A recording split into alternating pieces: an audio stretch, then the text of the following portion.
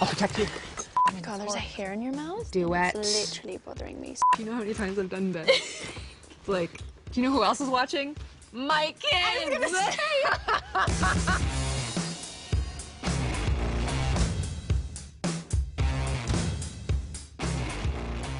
Well, he may have pulled out his own tooth to save you. But Winona, she's leading him to his death. Well, I think they just don't have another choice, really. That's the thing with them. It's like it's always crappy options. So you're just sort of like, I don't know, between this sandwich and this sandwich, I guess I'll take the smaller sandwich, but it's still a sandwich. We allowed to say Get away from her! Oh my Winona Earp. Cleo has done so much to try to harm Winona, and Clantons in general have just been like an enemy to the group for generations, and not just to the Earps, but like to Nicole. They kind of just like took her place. And so to have Cleo as that like last resort, it's like Cleo's the only one who really knows what happened to Billy, and she's kind of struggling with that too. So it's just like a whole melange of poop. Yes. And I think there's such an animosity between the Earps and the Clantons that goes so deep. Like, we've never seen Winona as scared as she was when the first Reaper appeared. So to have to choose someone to help you, not only choose her to help, but she chose to free Cleo over Doc and Jeremy. You know your options are bad when you're choosing an enemy that's been generations brewing. You killed her! Come on! Back! Mercedes, are you okay? Not to be a deadly, but this hurts like a bitch! A lot of dark moments in that stuff, but very comedic moments too. I'd say it's like a Winona episode. You are not going to feed! It's like Doc's final redemptive moment, like where he gets put to the test and he's like gonna potentially kill his friends. Like, he's done this over and over again and we don't want to see it happen. I'm gonna do it again, like 2 scenes later. I mean, he's just trying to fight the need to feed. I mean, the blood for him just drives him crazy. He doesn't think anymore. It's impossible for him to have a thought process because the only process is I need blood. And then when you see the blood, it's just, it takes over him. Like I said, it's the animal instinct inside him. He just has to eat. Let's be honest. Danny Kind is a vampire. There's never been a sexier vampire. No offense to Kate, amazing, sexy, beautiful vampire. My ex-wife, love you, you're the best vampire. But Danny Kind. There's nobody more willing to be a vampire. She's the perfect candidate for being a vampire. Like, I couldn't think of a better person to pass on the mantle. Plus her line of, come over here and suck me off. I mean, it's... Yeah, that got a lot of laughs at the read-through.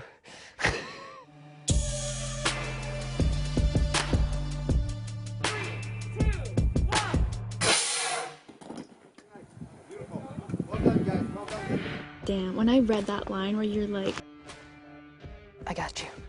oh my god! The first time I read that, bawling. Really? Just absolutely bawling. I was like, so sweet. Especially because an episode before, like in 410, you like put me in line and you're like, no, you're not my family. You don't want to be. Like, you don't want to be a part of it. Okay, listen. What she meant was... No, I understand. Okay. Like, Winona hasn't like babied Rachel in any way. And hearing that, like, I got you, just like, damn. That's all I gotta say. No, it is beautiful, yeah. It's a weird character to play, guys. I'm not gonna lie. It's very strange. Have you smoked the herbal? Is it gonna be a herbal? You know, they always give me the option for Doc. They have both the herbal thing and then the cigarette. Can you not just smoke like oregano or something that's non-toxic? Yeah, we know you're smoking oregano. my oregano smoking days are over. I'm the woman who will not watch you become this thing. As you wish.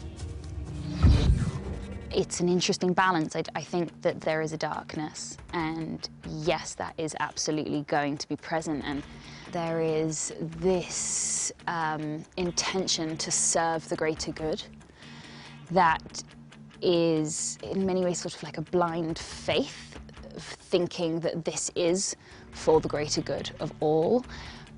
she feels that this is the only way. This is her calling. Like, she's surrendered to the forces that be that are telling her that this is where she needs to be and this is how she needs to serve.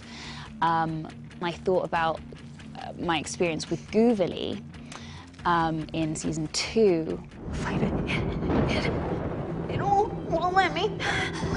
I almost see it in the same way that you see flickers of her coming through and fighting the other force that has come in to play. So, like, you see these flickers of her really coming through and fighting it, and I think that shows up here as well.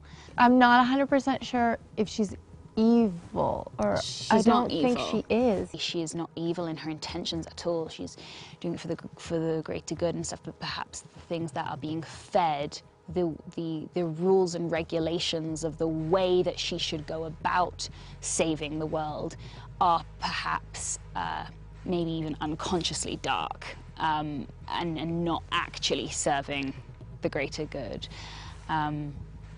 So yeah, I've been thinking about a lot. It's a very complex scene.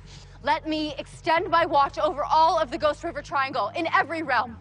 I think it's beautiful that she becomes a guardian of sorts, the Angel's Shield. Who knows what will happen with it in the future? I don't know if she'll have any supernatural elements to her or what that's gonna look like. But I think if it is, because Nicole has always been very human through the whole journey of the show, and I've always really liked that about her.